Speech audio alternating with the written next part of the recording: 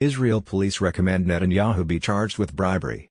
Jerusalem, Israeli police on Sunday said their investigation had found sufficient evidence for bribery and fraud charges to be brought against Prime Minister Benjamin Netanyahu and his wife in a third corruption case against the Israeli leader.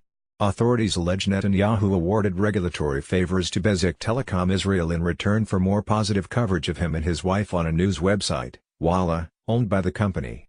Netanyahu denies any wrongdoing.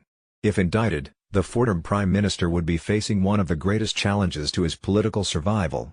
Despite his dominance of Israeli politics, the newest police recommendation comes just after his right-wing coalition's majority was reduced to a precarious one seat in parliament. The decision on whether to charge Netanyahu rests with Israel's Attorney General.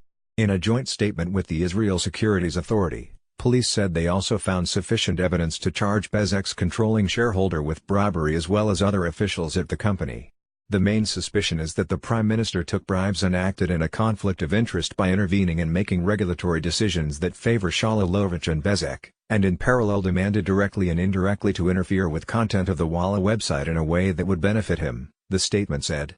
A spokesman for Netanyahu said there was no legal basis for the police recommendations and that ultimately nothing would come of the investigation.